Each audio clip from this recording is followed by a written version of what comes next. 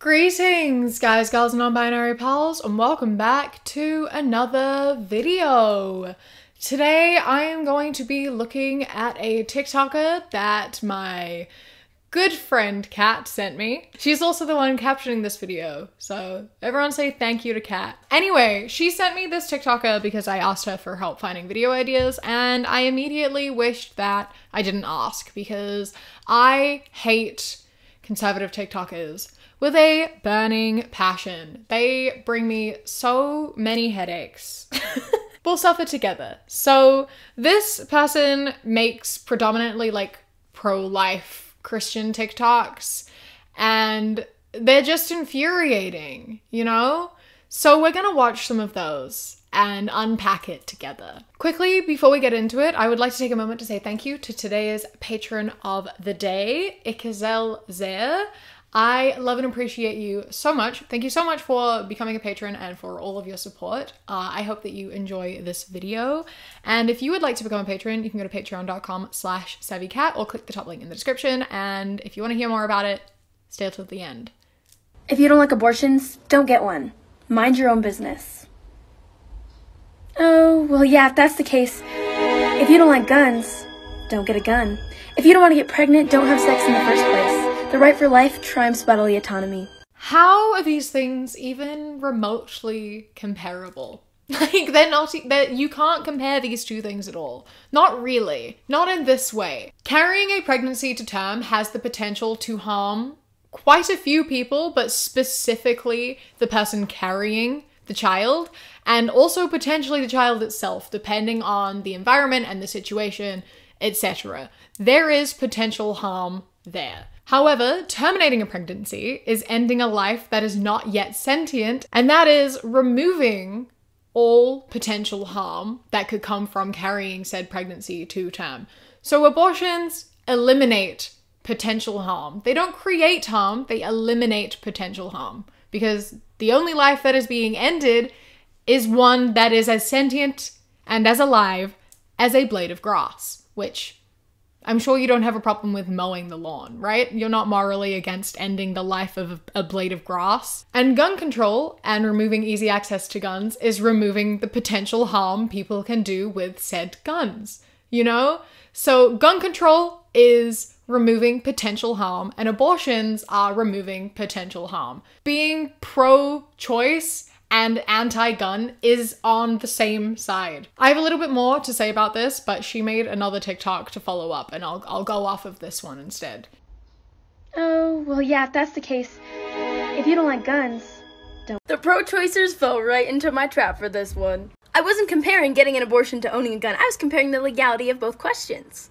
How many times have I heard pro-choicers say, oh, well, if you don't like abortions, don't get one, it doesn't affect you. Yeah, well, if I get a gun, that's not gonna affect you at all. Oh, well, guns kill people. Nah, people kill people. Abortion is a question of morality. Let me tell you this, an abortion's only purpose is to harm someone because it is considered a failed abortion if the life isn't taken in the procedure. Okay, but see, you having a gun does have the ability to impact me. Okay, but if I have a gun, then how does that impact you? The fact that you could shoot me or shoot someone that I care about or someone in my general sphere, like, that affects me. Me getting an abortion does not in any way retaliate and impact anyone else. That doesn't harm you. That doesn't harm anyone, especially not a stranger. Someone having a gun does have the potential to impact a lot of people in a very negative way. One gun can kill thousands of people, and it can kill tens, if not hundreds of people very, very quickly too. You don't need many thoughts. There was a case recently, a few weeks back, where a 6-year-old took a gun to school and shot their teacher. That family, those parents, didn't use that gun to kill anyone, right? They didn't use that gun to shoot anyone, but they had a gun in their house that wasn't bought with the intention to harm, which is bullshit because guns literally are created with the intention to harm. That is their entire purpose. And then their child got their hands on it and took it to school and harmed someone. Having guns causes harm. Yes, people do the harm. People kill people. Guns don't kill people. People kill people. And what are they killing people with? Do you know how much easier it is to shoot someone than to do anything else? I was talking about this with Kat the other day. We were watching Game of Thrones, and she was like, if you were in like this setting, if you were in like a fighting war setting, what weapon would you have? And my immediate answer is always like, in this setting, I would have like a bow and arrow. There's no fucking way I could ever go up to someone and like, I don't want to feel that. You don't want to be anywhere in their proximity. Being in close proximity and taking someone's life is a much harder thing to do because there is much more accountability and personalized experience in that thing. There is usually like anger and a lot of other emotions, and it is a much harder thing to, one, be successful at, and two, be able to just do because you have to have that understanding of what you are doing. You also cannot harm as many people. You can shoot down 100 people at once. You can stab like one person.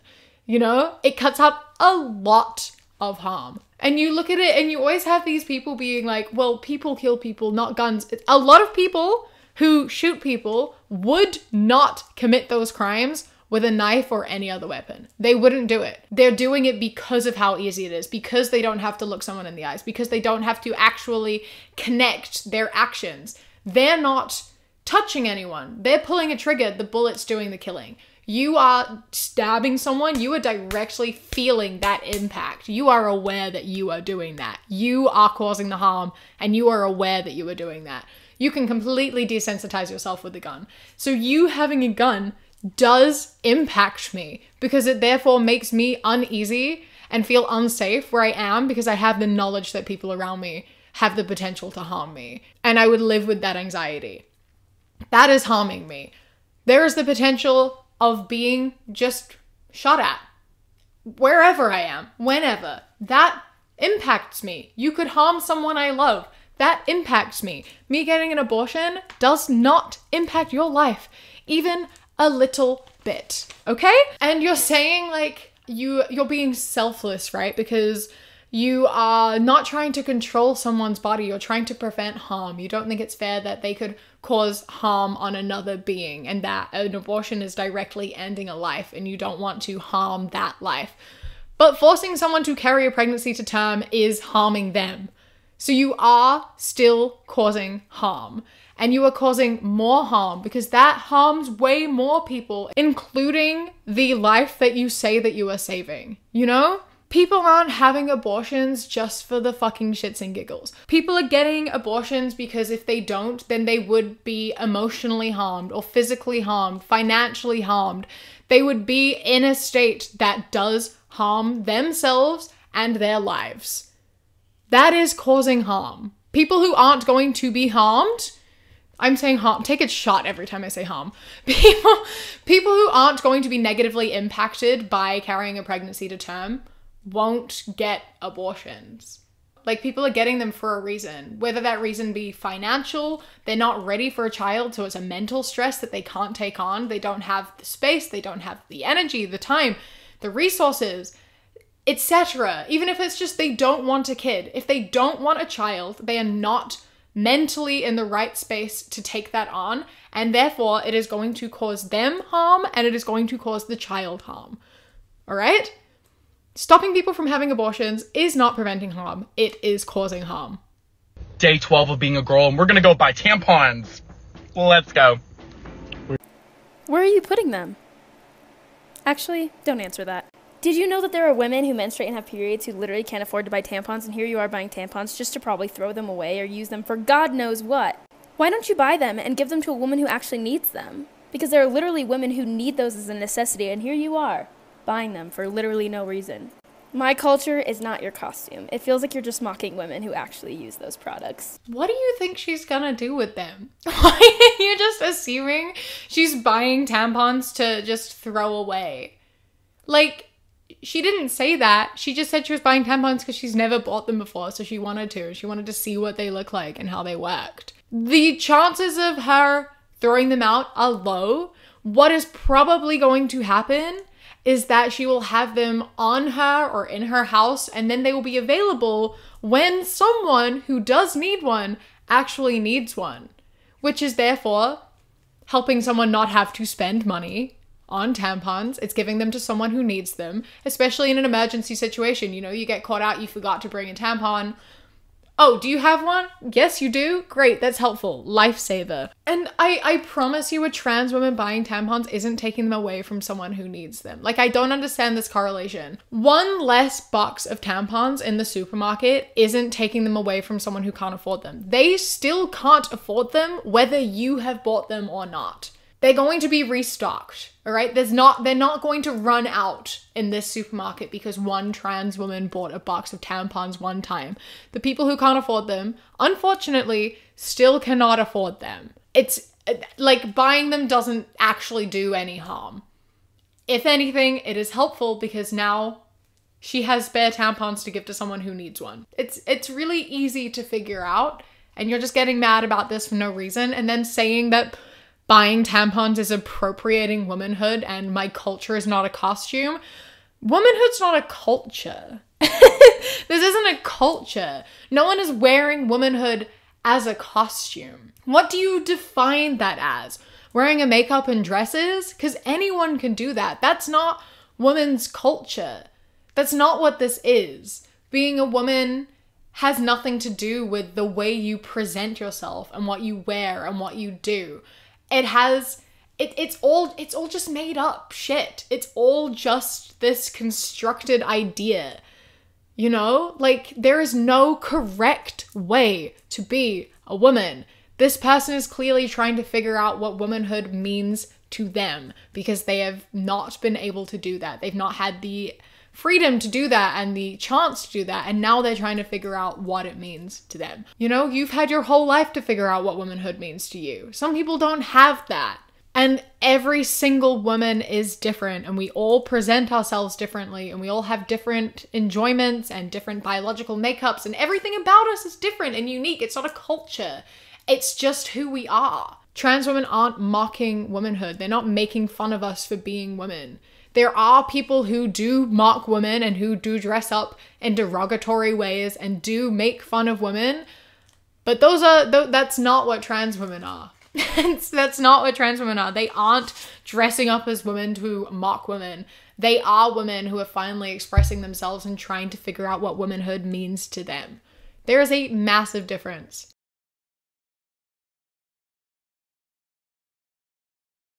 And there are people who think it's murder to terminate non-sentient life and yet have steak for dinner every day, which is ending the life of a sentient being who has emotions and friends and relationships and a desire to live.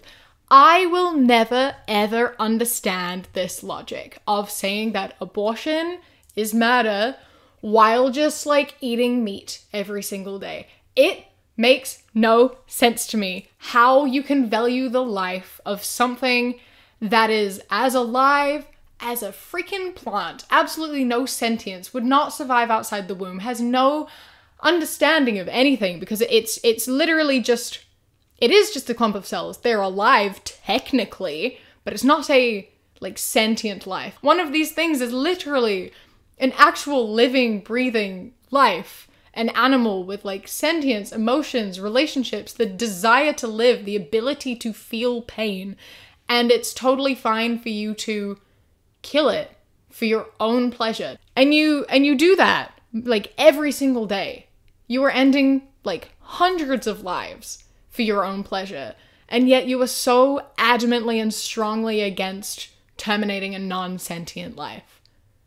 Does not make sense in my head. I still disagree with you if you are vegan, obviously, but I will respect you a little bit more because then at least your hypocrisy is a little bit less, you know? I'll never understand. I'll never fucking get it. It doesn't make sense to me. I have mentioned this to someone before who was pro-life, and I was like, I don't understand this. Please explain it to me. And their reason was just that like it's about conserving the potential of human life, which automatically undoes everything because you're acknowledging that it is not a human life. It is not a sustainable human life. It is pre-human life. So therefore, terminating that pregnancy is not ending a human life. It's just preventing the potential of human life, which is the same as just like masturbating, you know? Like, that's ending the potential human life. I don't get it. Anyway, our government has more than enough to help kids in the foster care system and orphanages. They just simply choose not to. I agree. But then it says, America sent $54 billion to Ukraine. America spent $25 million for gender studies in Pakistan. Planned Parenthood receives over $500 million in federal funding every year. $1.5 million in taxpayer dollars funds Hollywood productions yearly. Really interesting that you didn't mention the like $1 trillion military budget that you have. Really interesting that you left that off and instead decided to be upset about giving money for refuge in Ukraine.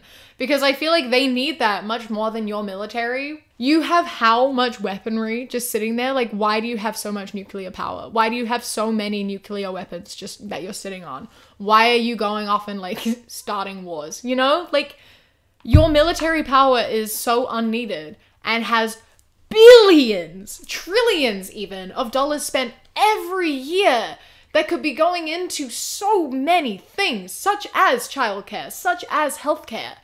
I agree with you, but you are focusing on the absolute wrong things that are using money. You think $1 million on Hollywood films is going to, like, help children and not the, like, $1 trillion that is being used for your military? Because, like, honey, no. Look, just take a moment and look and acknowledge the real problem here.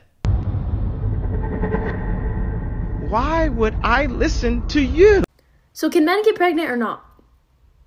Can y'all pick something to be consistent with? Please? Literally, where did it say men? It literally didn't say men. It said when anti-abortion laws are made by people without uteruses. So men can't get pregnant then. No one is saying men. We just said people without uteruses. There are women without uteruses, and there are men with uteruses. We're not saying that the problem is men making abortion rules. It's people who can't get pregnant making... You inserted men in there. No one's changing any narrative. You just are lacking some comprehension skills in this situation. Good try. No one's changed anything. If anything, this was more proving our point of inclusive language and how you didn't even notice it was happening. So clearly, you don't miss these terms as much as you think, because no one said men, and you didn't even notice. So... clearly doesn't matter that much, does it?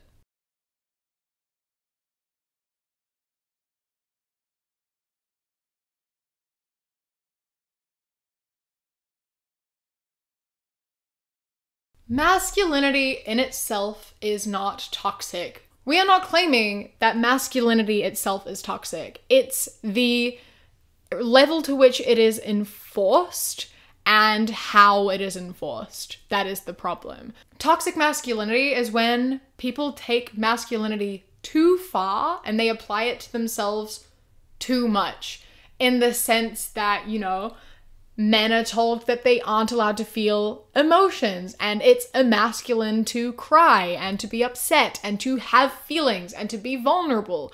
And so the only emotion men are allowed to feel is anger, which then in turn means that men take all of their emotions and they turn it directly into anger, which a lot of the time is taken out on like their partners, which is why the levels of abuse are so high, because men who struggle with toxic masculinity and feel as though they can't feel emotions and feel as though they have to have power over someone in order to be a real man, prey on people and take all of that out on that one person. That is a very big example of toxic masculinity. One of the best examples of toxic masculinity is in men who think the only emotion they are allowed to have is anger, because any other emotion is emasculine and it is feminine and it is seen as weak.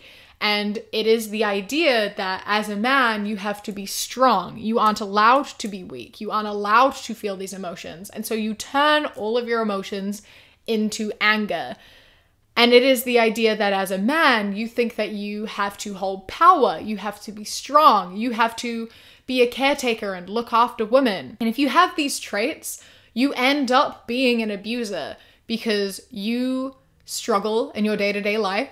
You don't know, you feel like you need to have power over something. And if you feel powerless in most of your life, a lot of the time you will become an abusive person. And if you are able to take a vulnerable woman and emotionally manipulate her enough, you were then able to have power over that person. You were then able to turn all of your emotions into anger. You have someone to blame. You have someone to have power over. And that is a result of toxic masculinity and feeling as though you have to be a powerful person in a position of power who is only allowed to experience anger. Those are abusive men, and those are the men who struggle the most with toxic masculinity. What you're saying here of weak men are abusive and manipulative and strong men are loving and kind is a view that you like to have and say is true, but that is not what toxic masculinity enforces, and that is the problem. Neither of these things make you weak nor strong. The problem is you're still using strong as like a positive word and something you should strive to be as a man. You should just have like, as a like decent, good human being, you should be kind and you should love people, you know? And like, strength looks different for everyone and people interpret that differently. And the way that men who struggle with toxic masculinity interpret strength is by having power over people and by only experiencing and displaying anger. That is what they think strong is. And you're here being like, that makes you weak. Like, I get that. Yes. And you're like, you're not a real man. It's like, yeah, but you're not helping the problem. You have to acknowledge that toxic masculinity is what breeds abusive men. You can be masculine and be a good person, because you can be masculine and also have emotions and be caring and be kind and empathetic. Those things are not masculine. Masculinity isn't bad. It's when you think femininity is bad and you associate everything that is feminine with being bad, and you take masculinity to your core and you make that your entire like personality and you build your entire self around this idea of what you think a man is. That is toxic masculinity. Masculinity isn't toxic. Strict, strong, enforced masculinity is toxic. Okay? I don't know what. People love to take shit out of context all the time. We talk about toxic masculinity and then people are saying that masculinity is toxic. No one is saying that. No one is saying that masculinity is inherently toxic. You made that up. That's not what anyone is fucking saying. You can be masculine. No one gives a single fuck. Just also be a good person and don't let this idea of what you think being a man is rule your life, because being a man is not one set thing. We are all different, and we need to deconstruct that gender norm and that idea of what masculine and feminine is and what a man and a woman is in order to break this all down and get to a place where there is more love and there is more understanding and there is less abuse and power play, you know? Like, deconstruct masculinity and the world will be a much better place. That one got real. I was talking about that for like so fucking long. Oh my God. As a Christian, do you agree with transgenderism? And then some really good Bible verses of,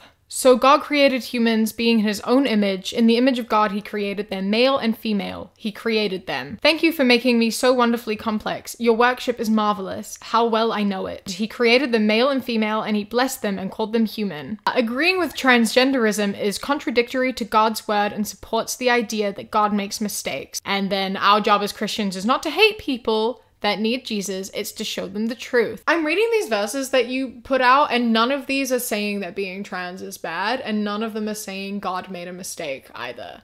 Like, none of them are saying that. What? God created beings in his own image. In the image of God, he created them male and female. He created them. Why did they have to say created them 3 separate times in one sentence? Anyway. Okay, so he created people in their own image. He created the male and female. Again, you're leaving out intersex people. God created them too, right? Or do they just not exist? Do we just like to ignore their biology in general? Anyway, at the very least, that supports binary transness. We're not saying that people are changing their biological sex. No one's changing the fact they're male or female. They're changing the fact that they're a man or a woman. Not male or female, that stays the same. Changing man and woman, that wasn't mentioned here. And then into, thank you for making me so wonderfully complex. Your workmanship is marvelous. How well I know it. So he created them as trans. I don't understand. Like, that could still be a trans person. You're putting makeup on, right? That's changing the way you look too. Are you not happy with the face that God gave you? Is that what you were trying to say? Because you're changing your appearance to make yourself feel more comfortable in your skin? You're changing your appearance slightly to give yourself confidence and make yourself feel better, just like how trans people do? Are you saying God made a mistake because you wear clothes to cover the body that he gave you? That you put makeup on and you like do your eyebrows, you dye your hair, you cut your hair? That's changing what God gave you. So are you saying he made a mistake? He created the male and female and he blessed them and called them human. Again, that's exactly the same thing you said in the first one. No one's denying that. None of this was anti-trans. None of it. You just read it as being anti-trans, but none of that mentioned being trans. None of that said you couldn't change your gender. None of it said that being trans meant God made a mistake. Like none of that was written there. I'm sorry, but I interpreted that very differently to you. I didn't read that as anti-trans at all. Maybe just change your point of view and the way you read things, and maybe you'll have a happier life. Just letting people live their lives and exist because it doesn't impact you. This has been my video. I rambled so much today. I got really passionate. Oh my god. Yeah, anyway, thank you so much for watching. I hope that you enjoyed. A massive thank you to my Sprout and Above patrons whose names are up on the screen right now. And a huge thank you to my Kiwi Cat patrons, Wolf, Toulouse, Bobby, Josh, Mandy, Robbie, Ikazel, Kai, Jessica, Eldo, Ida, Quia Corey, Mick McKenna, Anna, Raven, Danielle, and Elias. I love and appreciate you all so much. Thank you so much for joining. If you would like to become a patron, you go to patreon.com/savvycat or click the top link in the description. For as little as £1 a month, you get my videos a day early, as well as podcasts a week early. And then for £3 and up, you get things such as outtakes, bonus footage, vlogs, and a monthly live stream. Your support means the world, so I appreciate it. Don't forget to follow me on Instagram, The Queer Kiwi, and Twitter, That Queer Kiwi. I hope that you enjoy the rest of your day. Stay safe. Keep fighting. I love you. Mwah. When you close your eyes.